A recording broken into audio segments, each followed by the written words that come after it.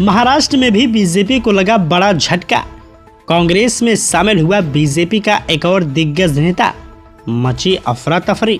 दरअसल आपको बता दें, महाराष्ट्र में अगले कुछ महीनों में विधानसभा चुनाव होने हैं और वहां पर सभी प्रमुख राजनीतिक दल अपने अपने तैयारियों में जुट गए हैं। साथ ही राज्य में दल बदल का सिलसिला भी चालू हो गया है।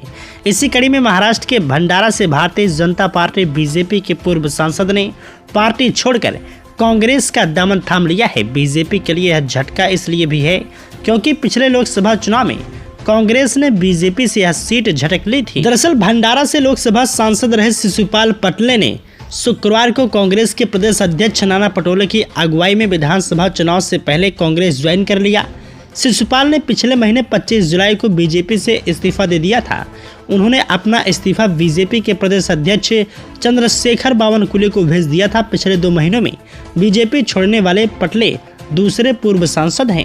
शिशुपाल पटले ने अपने इस्तीफे में दुख जताते हुए कहा कि अटल बिहारी वाजपेयी और लालकृष्ण आडवाणी वाला बीजेपी युग खत्म हो चुका है। वे लगातार किसानों, खेत मजदूरों और बेरोजगारों को उनके हक के लिए काम कर रहे थे, लेकिन राज्य की एकनाथ शिंदे सरकार और सत्ता के खेल में शामिल बीजेपी के शीर्ष नेतृत्व ने उनके मुद्दों पर ध्यान नहीं दिया। इससे वह बेहद आहत है।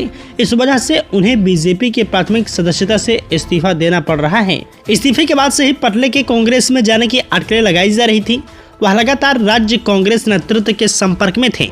कांग्रेस से जुड़े सूत्रों का कहना है कि 57 वर्षीय नेता विदर्भ के भंडारा जिले से आते हैं और उन्हें राज्य में होने वाले आगामी विधानसभा चुनाव में मैदान में उतारा जा सकता है। इसी के साथ आपको बता दें, शिशुपाल पटले भंडारा गोंदिया जिले की राजनीति में पोंवार समुदाय का बड़ा चेहरा माने जाते हैं। राजनीतिक पर्यवेक्षकों का कहना है कि राज्य में होने वाले विधानसभा चुनाव से ठीक पहले शिशुपाल का इस्तीफा भंडारा क्षेत्र में बीजेपी के लिए बड़ी क्षति की तरह है।